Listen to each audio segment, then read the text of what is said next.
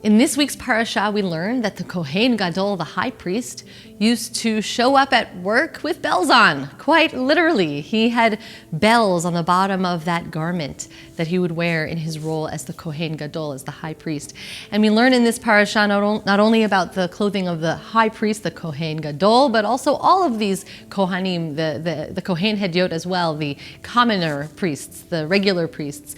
Every priest, every Kohen had this kind of uniform that he would wear during his role, during his work, his avodah, his service in the Mishkan. And so in this parasha, Tetzaveh, we learn about that clothing, piece by piece, item by item. We understand what it is, and we start to imagine the role that these individuals would play in the service in the temple, eventually in the temple in Jerusalem, but for now in the Mishkan, in the tabernacle in the desert.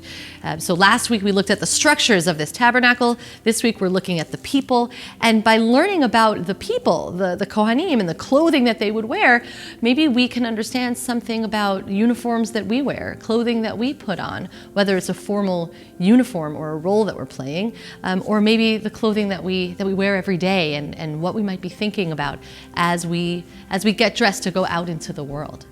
The Torah uses two words to explain or describe the purpose of these clothing, these clothes of the Kohanim. The two words are kavod and tiferet. Kavod being honor or respect, tiferet glory or perhaps splendor, a little harder to translate. And some of the commentaries explain that these two words denote two different roles or two different ways that the Kohen is representing himself. The kavod is the way that people would see him, that he was representing himself to the nation as a leader, and that wearing this uniform, wearing this particular set of clothes would be a way that the people could see who he was and the role that he served, and it would garner respect from the people. Tifaret, the glory, is understood to be more about the way that the Kohen stood before God, the way that he saw his role vis-a-vis his relationship with God. And so kavod and tifaret almost is like that which is outer, what people see, and that which is inside, what God only sees. And that clothing impacts both of those aspects of who we are, the outer and the inner. What we wear, does it reflect who we are on the inside? How we present ourselves, does it reflect our deepest values? How we understand ourselves vis-a-vis our role in God's world? How do we embody that in the way that we carry ourselves, even in the clothing that we put on? I want to go back to those bells because there's an understanding that each and every one of these garments represented something about the Kohen, or wanted to encourage him to think about an attribute of his character. Putting on a hat, understanding that this was almost like a crown of glory that he would wear.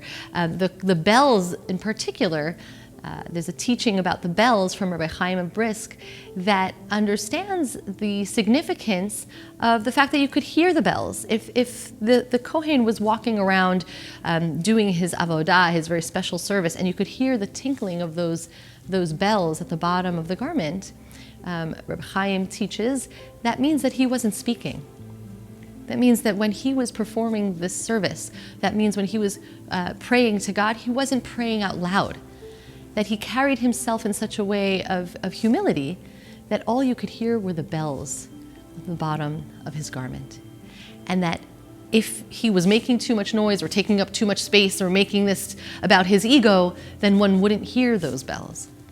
And so this particular piece of clothing is a reminder of the way one would walk humbly before God. Hopefully each of us finds that every day. But I think that there's a message there in carrying ourselves with dignity, with that kavod, with that honor and that glory, but also carrying ourselves with humility and finding a way to express that even in the clothing that we put on every day, in the image that we put out into the world. Shabbat Shalom.